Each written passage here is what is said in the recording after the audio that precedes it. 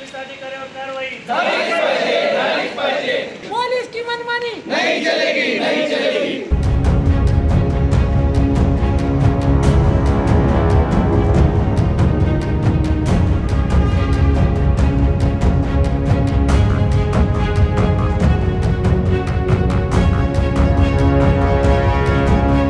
दिनांक 25/5/2024 रोजी रात्री 9:15 वाजता शिंगोलीचे तलाठी गोकुळ शिंदे साहेब आणि मंडळ अधिकारी आंबेजवळगे सर्कलचे यांना रात्री 9:15 वाजता आनंदनगर पोलीस स्टेशनच्या कर्मचाऱ्यांनी चौकशीसाठी म्हणून अटक केली आणि आनंदनगर पोलीस स्टेशन येथे घेऊन गेले।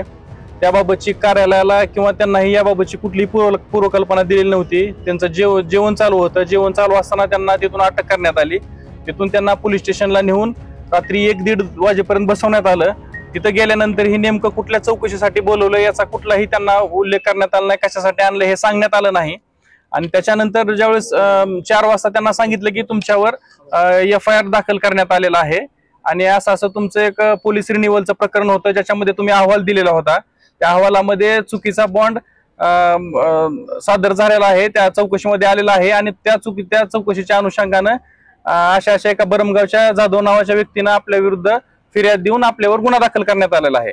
आणि त्याच्यामध्ये योगेश खरमाटे साहेब जे आपल्या SDM साहेब होते पूर्वी ते उपविभाग अधिकारी, त्यानंतर कुदळे साहेब जे मंडळ अधिकारी आणि तलाठी शिंदे साहेब या तिघांवर गुन्हा दाखल करण्यात आलेला होता आणि शिंगोलीचे पोलीस पाटील मगर म्हणून त्यांच्यावर गुन्हा दाखल करण्यात आलेला होता। आणि त्यानंतर त्यांना 4 वाजता मेडिकलला नेण्यात आलं आणि तिथून पुन्हा पोलीस स्टेशनला कोठडीमध्ये आणण्यात आलं आणि याबाबतची त्यांचा अटक केल्यानंतर त्यांचा फोन घेऊन स्विच ऑफ करण्यात आलेला होता। त्यामुळे कार्यालयालाही याबाबतची कुठलीही कल्पना नव्हती की त्यांना अटक करण्यात आलेला आहे।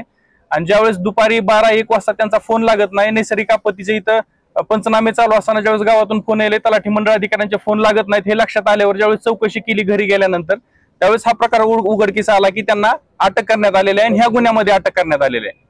त्यानंतर पुन्हा मग त्यांना प्रकरण काय नेमकं यासंबंधी आमचे तहसीलदार मॅडम यांनी फोन केला की बाबा आम्हाला एक FIR ची कॉपी देण्यात यावी सदरील गुन्ह्याबाबतची, तर आपण अर्ज सादर करा। त्या अर्ज सादर केल्यानंतर आपल्याला FIR ची कॉपी देण्यात येईल, अशी FIR ची कॉपी देण्यात येणार नाही अशा स्वरूपाची मनमानी करण्यात आली। म्हणजे साधी FIR ची कॉपी जी पब्लिक डॉक्युमेंट आहे ते सुद्धा देण्यात आलं नाही।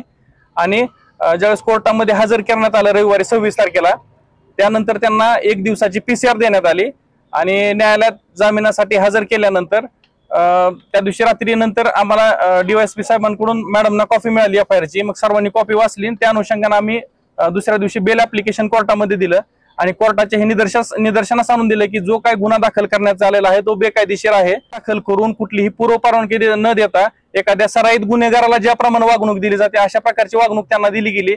आता हे त्यात BPचे शुगरचे पेशंट होते, त्यांचं जेवण झालेलं नव्हतं रात्री सुद्धा आणि कोर्टामध्ये आम्ही म्हणलो होते घरचा एखादा डब्बा वगैरे त्यांना देण्यात यावा, तो सुद्धा दिलेला नाही। आज आम्ही सर्व तलाठी मंडळ अधिकारी संघटना धाराशिव जिल्हा, त्यानंतर कोतवाल संघटना धाराशिव जिल्हा, त्यानंतर तहसीलदार नायब तहसीलदार संघटना आणि उपविभाग अधिकारी संघटना यांनी निवेदन दिलेलं आहे की जोपर्यंत हे काय कायद्याचं पालन न करता जे बेकायदेशीरपणे गुन्हा नोंदवलेला आहे त्या पोलीस अधिकाऱ्यांवर जोपर्यंत कारवाई होत नाही तोपर्यंत आमचं बेमुदत आंदोलन चालू राहणार आहे।